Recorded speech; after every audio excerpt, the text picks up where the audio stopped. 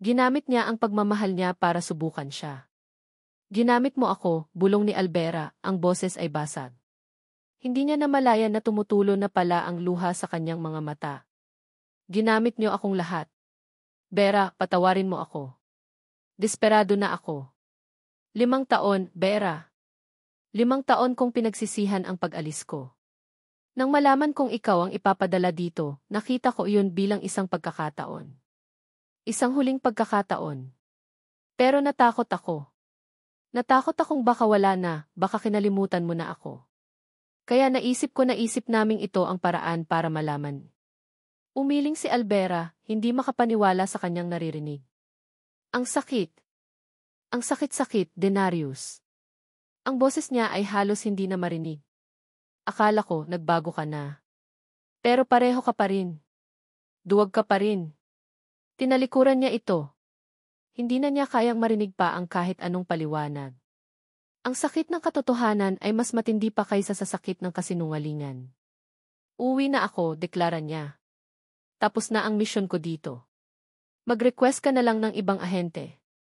Hindi ko kaya. Hindi ko na kayang manatili pa dito. Bera, wait, sigaw ni Denarius habang naglalakad siya palayo. Pero hindi na siya lumingon. Naglakad siya ng diretsyo patungo sa villa, kinuha ang kanyang gamit, at tinawagan ang FBI headquarters para mag-request ng agarang extraction. Ang puso niya ay basag na basag, at ang tanging gusto niya ay makalayo sa islang iyon, sa lalaking iyon, sa sakit na dulot nito. Habang naghihintay siya sa helipad, ang isip niya ay blanko. Ang emosyon niya ay manhid. Tapos na. Ito na talaga ang katapusan. Ngunit bigla, isang malakas na pagsabog ang yumanig sa buong isla. Napalingon si Albera. Isang makapal na itim na usok ang umaakyat mula sa direksyon ng villa. Ang tunog ng mga putok ng baril ay sunod-sunod na umalingaw-ngaw. Security breach. Atake. Ang dugo niya bilang ahente ay biglang kumulo. Ang lahat ng personal na sakit at galit ay nawala sa isang iglap. Napalitan ito ng isang matinding instinct, protektahan ang target. Denarius. Kahit galit siya, kahit nasasaktan siya, hindi niya kayang talikuran ang kanyang tungkulin. At sa kaibuturan ng kanyang puso, hindi niya kayang talikuran si Denarius. Walang pag-aalinlangan, tumakbo siya pabalik. Pabalik sa gulo. Pabalik sa villa. Pabalik sa lalaking dahilan ng kanyang pag-alis, na ngayon ay siya ring dahilan kung bakit kailangan niyang bumalik. Habang tumatakbo siya, binunot niya ang kanyang baril. Ang tibok ng kanyang puso ay hindi na dahil sa sakit, kundi sa adrenaline at takot. Takot na baka huli na ang lahat. Ang dating paraiso ay naging isang larangan ng digmaan. Ang hangin ay puno ng amoy ng pulbura at nasusunog na kahoy. Ang mga putok ng baril ay sumasabay sa ritmo ng naghuramentadong tibok ng puso ni Albera. Pagdating niya sa villa, ang nakita niya ay purong kaguluhan. Ang mga salaming bintana ay basag, ang mga security guard ni Denarius ay nakikipagpalitan ng putok sa mga armadong lalaki na nakasuot ng itim na balaklava. Sila ang sindikato. Dumating na sila. Denarius, sigaw ni Albera, ang mga mata ay desperadong hinahanap siya sa gitna ng labanan. Nakita niya ito. Nakadapa sa likod ng isang natumbang marmol na mesa kasama si Mila. Takot ang mababasa sa mukha ni Mila, ngunit si Denarius, kahit walang armas, ay pilit na pinapanatiling kalmado ang pinsan. Nang magtama ang tingin nila ni Albera, nakita niya ang pinaghalong gulat at ginhawa sa mga mata nito. Hindi na kailangan ng salita. Alam na ni Albera ang gagawin. Gamit ang mga puno sa hardin bilang panangga, lumapit siya. Binaril ang 2 kalaban na papalapit sa kinaroroonan ni Denarius. Ang bawat galaw niya ay tumpak at mabilis, bunga ng 10 taong pagsasanay. Para siyang isang anghel ng kamatayan, ipinagtatanggol ang lalaking winasak ang kanyang puso. Bera! Umalis ka na! Delikado dito, sigaw ni Denarius, ang boses ay puno ng pag-aalala. Tumahimik ka at sumunod sa akin, sigaw niya pabalik, ang boses ay puno ng otoridad. Kailangan nating makarating sa helipad. Iyon lang ang daan palabas. Sa ilalim ng kanyang mga utos, gumapang sila mula sa isang panangga patungo sa isa pa. Si Albera ang nangunguna, nililinis ang daan, habang si Denarius ay inaalalayan ang nanginginig na si Mila sa likuran. Ang bawat metro na kanilang nararating ay isang tagumpay. Isang kalaban ang biglang lumitaw mula sa isang sulok, itinutok ang baril kay Denarius. Bago pa man ito makapaputok, nabaril na ito ni Albera sa dibdib. Bumagsak ang lalaki, ngunit sa pagbagsak nito, nakalabit pa rin ito ang gatilyo. Isang matalas na kirot ang naramdaman ni Albera sa kanyang kaliwang tagiliran. Isang nakakapasong init. Napasigaw siya sa sakit, napaluhod sa isang tuhod. Bera! Ang sigaw ni Denarius ay puno ng takot. Sa isang iglap, nawala ang lahat ng pag-aalala nito sa sariling kaligtasan. Tumakbo ito palapit sa kanya, hindi alintana ang mga balang lumilipad sa paligid. Tanga!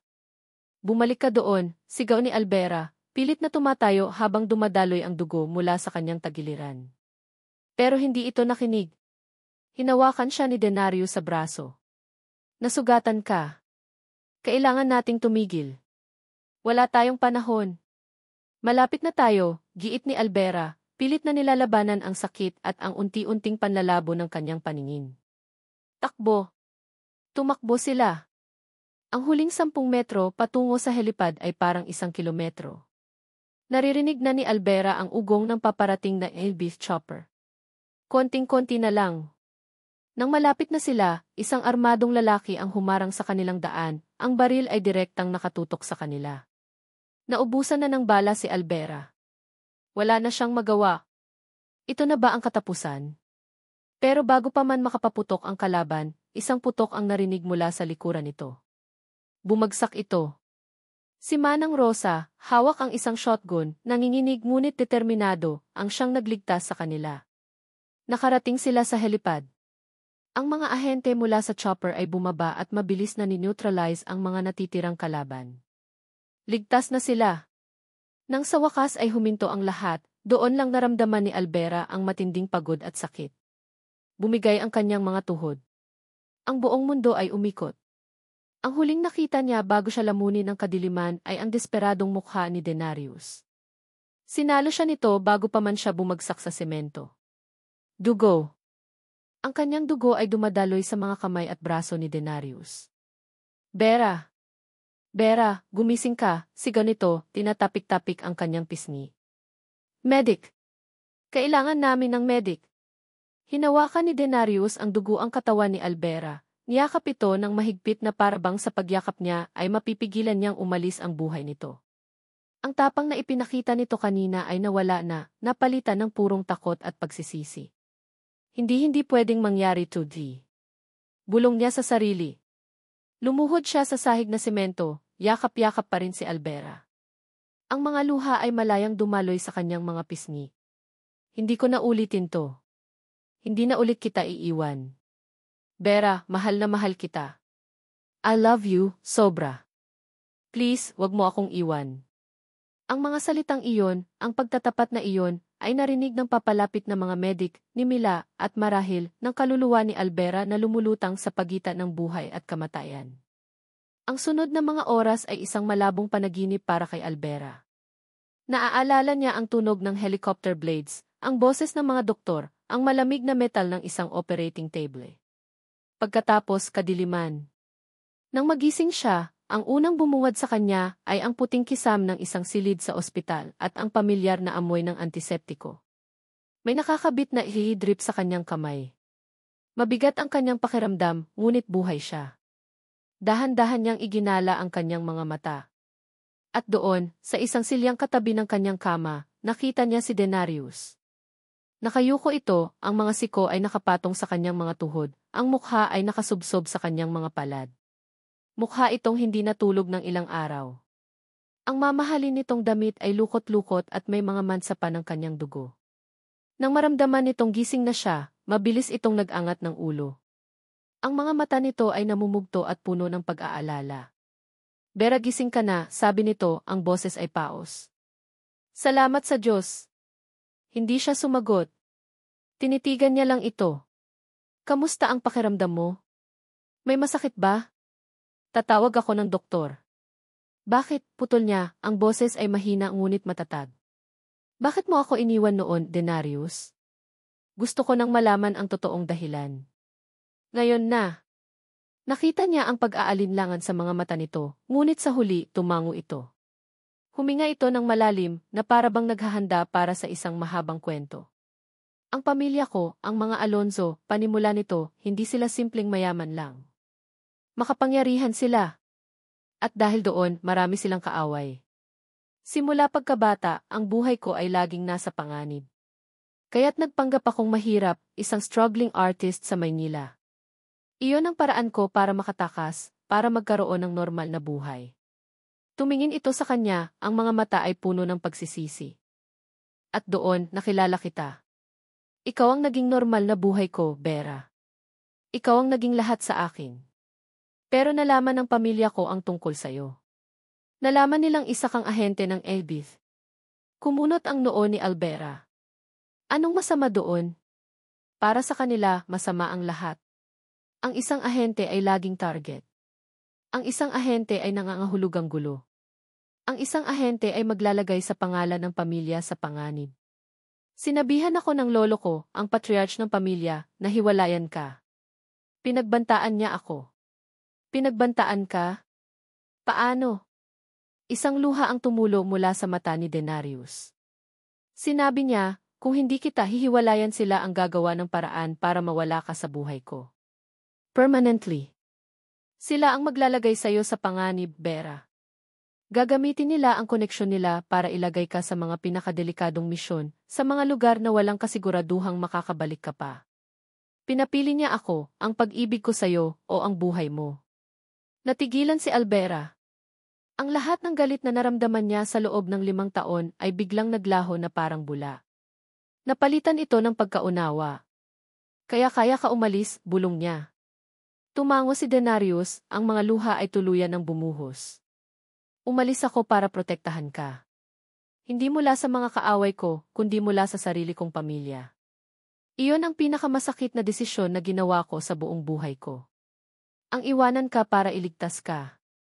Araw-araw, sa loob ng 5 taon, pinagsisihan ko iyon. Araw-araw, umaasa akong sana may ibang paraan. Hinawakan nito ang kanyang kamay, ang kamay na walang e-drip. Ang hawak nito ay mahigpit, puno ng takot na baka mawala siya ulit. Kaya nang malaman kong ikaw ang darating sa isla, naisip ko, ito na ang tadhana. Patay na si Lolo. Ako na ang may hawak sa pamilya. Wala nang pwedeng manakit sa'yo. Pero duwag pa rin ako. Kaya ko naisip ang plano kasama si Mila. Patawarin mo ako, Vera. Sa lahat ng kasinungalingan, sa lahat ng sakit na idinulot ko. Patawarin mo ako. Tinitigan ni Albera ang kanilang magkahawak na kamay, pagkatapos ay ang umiiyak na mukha ni Denarius. Ang lalaking akala niya iduwag ay siya palang pinakamatapang na taong nakilala niya. Isinakripisyo nito ang sarili nilang kaligayahan para sa kaligtasan niya. Sa wakas, pagkatapos ng 5 taon, ang lahat ng tanong ay nasagot na. Ang bukas na sugat sa kanyang puso ay nagsisimula ng maghilom. Lumipas ang mga linggo. Ang sugat sa tagiliran ni Albera ay unti-unting naghilom, kasabay ng paghilom ng mga sugat sa kanyang puso na 5 taon niyang dinala. Ang bawat araw sa ospital ay naging isang proseso ng pagpapagaling, hindi lang sa pisikal, kundi pati na rin sa emosyonal. At sa bawat araw na iyon, hindi umalis si Denarius sa kanyang tabi. Siya ang nag-aalaga sa kanya, nagpapakain, nagbabasa ng libro para sa kanya kapag hindi pa niya kayang bumangon. Sa mga gabing binabangungot siya, dahil sa trauma ng nangyari, siya ang humahawak sa kanyang kamay hanggang sa muli siyang makatulog. Walang salita, tanging mga kilos lang ng pag-aalaga at pagsisisi. Isang hapon, habang pinapanood niya si Albera na naglalakad-lakad sa pasilyo ng ospital bilang bahagi ng kanyang therapy, naglakas loob itong magtanong. Paglabas mo dito, anong plano mo? Tanong ni Denarius, ang boses ay maingat, puno ng takot sa kung ano ang maaaring isagot nito. Huminto si Albera sa paglalakad at tumingin sa labas ng bintana, pinanood ang paglubog ng araw sa ibabaw ng syudad. Babalik ako sa trabaho. Babalik ako sa pagiging ahente. Naramdaman ni Denarius ang pagkirot sa kanyang dibdib. Iyon ang kinatatakutan niya. Na pagkatapos ng lahat, babalik pa rin sila sa dati, sa rason kung bakit sila nagkahiwalay. Ngunit nagpatuloy si Albera, pero siguro, pwede na akong kumuha ng desk job. Medyo napapagod na rin ako sa mga habulan at barilan. Lumingon siya kay Denarius, at sa unang pagkakataon sa loob ng napakatagal na panahon, isang maliit na ngiti ang sumilay sa kanyang mga labi. Saka may gusto akong bigyan ng isa pang pagkakataon. Ang puso ni Denarius ay tila huminto sa pagtibok. Sino?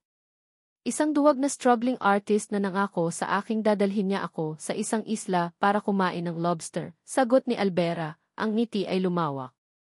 Ang ginhawa at saya na naramdaman ni Denarius ay hindi maipaliwanag. Lumapit ito kay Albera, at sa harap ng bintana, sa ginintuang sinag ng papalubog na araw, niyakap niya ito ng mahigpit. Isang yakap na puno ng pasasalamat, pangako at pag-asang muling nabuhay. Salamat, Bera, salamat, bulong nito sa kanyang buhok. Pangako, hinding-hindi ko nasasayangin to. Pagkatapos ng ilang linggo pa, tuluyan nang gumaling si Albera. Sa araw ng kanyang paglabas sa ospital, isang helicopter ang naghihintay sa kanya. Saan tayo pupunta? Tanong niya kay Denarius. Babalik tayo sa lugar kung saan nagsimula ang lahat, sagot nito, hawak ang kanyang kamay. Pero ngayon, wala nang kasinungalingan. Wala nang takot. Bumalik sila sa Isla de Esperanza. Ngunit ngayon, iba na ang pakiramdam. Ang dating lugar ng panganib at sakit ay naging isang lugar ng kapayapaan. Ang villa ay inaayos pa, ngunit ang isla mismo ay kasing ganda pa rin ang dati. Ang alon na humahampas sa dalampasigan ay hindi natunog ng banta, kundi isang himig ng bagong simula. Isang gabi, ginulat siya ni Denarius. Isinara nito ang kanyang mga mata at inalalayan siya papunta sa dalampasigan. Nang tanggalin nito ang piring, bumungad sa kanya ang isang tanawing parang sa panaginip lang. May isang maliit na mesa para sa dalawa na nakaset up sa buhanginan, napapalibutan ng daan-daang kandila. May isang acoustic duo sa di kalayuan, tumutugtog ng isang pamilyar na kanta, ang paborito nilang dalawa noon. Ang mesa ay puno ng pagkain at sa gitna, isang malaking plato ng nilutong lobster. Sabi ko sa'yo, di ba, sabi ni Denarius, nakangiti. Dadaling kita sa isang isla. Kakain tayo ng lobster. Naluha si Albera, hindi dahil sa sakit, kundi dahil sa purong kaligayahan. Naupo sila at nagsalo-salo sa hapunan, sa ilalim ng mga bituin, habang ang musika at ang tunog ng mga alon ang kanilang kasama. Nagkwentuhan sila tungkol sa 5 taong nawala, pero ngayon wala nang pait. Tanging pag-unawa at pagpapatawad. Pagkatapos kumain, hinila siya ni Denarius para maglakad sa tabing dagat. Ang mga paa nila ay nilalaro ng malamig na tubig. Huminto sila sa isang lugar kung saan ang liwanag ng buwan ay pinakamaliwanag. Bera, sabi ni Denarius, humarap ito sa kanya, ang mga mata ay seryosong-seryoso. Noong una, ang misyon mo ay protektahan ako. Noong nagkagulo, binaliktad ko iyon. Ang tanging misyon ko ay protektahan ka. Pero pareho tayong mali. Kumunot ang noo ni Albera. Anong ibig mong sabihin? Ang isang relasyon, hindi dapat tungkol sa kung sino ang nagpoprotekta kanino. Dapat, sabay nating pinoprotektahan kung anong meron tayo. Sabay nating binabantayan ang pagmamahal natin. Dahan-dahan, lumuhod si Denarius sa buhanginan. Mula sa kanyang bulsa, kinuha niya ang isang maliit na kahon. Binuksan niya ito, at sa loob, isang simpleng singsing na may isang maliit na diamante ang kumislap sa ilalim ng liwanag ng buwan. Napasinghap si Albera, tinakpan ang kanyang bibig. Albera Salcedo, sabi ni Denarius, ang boses ay nanginginig sa emosyon. 5 taon kitang hinintay. At kaya kong maghintay ng 50 taon pa. Pero ayoko na. Ayoko nang sayangin pa ang bawat segundo na hindi kita kasama. Noon, ikaw ang nagbabantay sa akin. Ngayon, gusto kong itanong T. Tumingin ito ng diretsyo sa kanyang mga mata, ang mga mata nito ay puno ng luha at pag-asa. Maaari ko bang bantayan ang buhay mo habang buhay? Ang mga luha na kanina pa pinipigilan ni Albera ay tuluyan ng bumagsak. Ang sagot ay hindi na kailangan pang isipin. Ito na iyon. Ang katuparan ng lahat ng kanyang mga dasal. Bulong niya. Denarius. Tumayo si Denarius, isinuot ang singsing sa kanyang daliri. Perpekto ang sukat. At pagkatapos, hinalikan niya ito. Isang halik na naglalaman ng lahat ng sakit, ng lahat ng pangungulila, ng lahat ng pagsisisi, at ng lahat ng pag-asa. Isang halik na nagsasara sa lumang kabanata at nagbubukas ng bago. Habang magkayakap sila, biglang bumuhos ang isang mahinang ulan na para bang ang langit mismo ay binabasbasan sila. Ngunit hindi sila gumalaw. Niyakap nila ang ulan, ang bawat patak ay tila hinuhugasan ang lahat ng bakas ng nakaraan. Nagtawanan sila sa gitna ng ulan, dalawang taong sinubok ng panahon, pinaghiwalay ng tadhana, ngunit sa huli, pinagtagpo muli ng isang pag-ibig na mas matibay kaysa sa anumang pagsubok. Sa Isla de Esperanza, sa gitna ng ulan, sa ilalim ng mga bituin, natagpuan nila hindi lang ang isa't isa, kundi pati na rin ang kanilang pangalawang pagkakataon. Isang pagkakataon para magmahala ng tama, ng buo at ng walang hanggan. Mula sa kaibuturan ng aking puso, maraming salamat sa inyong walang sawang pagsama at pakikinig sa paglalakbay na ito. Ang pagsulat sa kwento ni na Albera at Denarius ay isang biyahe na puno rin ng tawanan, luha at kaba para sa akin. Habang isinusulat ko ang bawat kabanata, naramdaman ko ang kanilang sakit, ang kanilang galit, ang kanilang pag-aalinlangan, at higit sa lahat, ang kanilang hindi matatawarang pag-ibig. Sana, sa kanilang kwento, naipadama ko sa inyo ang mensahe na ang tunay na pag-ibig ay hindi laging madali o perpekto. Ito ay may kasamang mga pagsubok, mga kasinungalingan at mga pagkakamali. Ngunit ito rin ay tungkol sa pagpapatawad, sa pagbibigay ng pangalawang pagkakataon, at sa tapang na harapin ang nakaraan para sa isang mas magandang kinabukasan. Ito ay isang paalala na tayong lahat ay karapat-dapat sa pag-ibig na naghihilom at nagpapatatag. Kung ang kwentong ito ay nakaantig man sa inyong puso, sa kahit anong paraan, nais kong marinig ang inyong mga saloobin. Ano ang paborito ninyong eksena? Anong aral ang inyong napulot? Ang inyong mga komento at mensahe ang nagbibigay buhay at inspirasyon sa manunulat na tulad ko. Hanggang sa muli nating pagkikita sa susunod na mga pahina at sa susunod na kwento. Maraming salamat!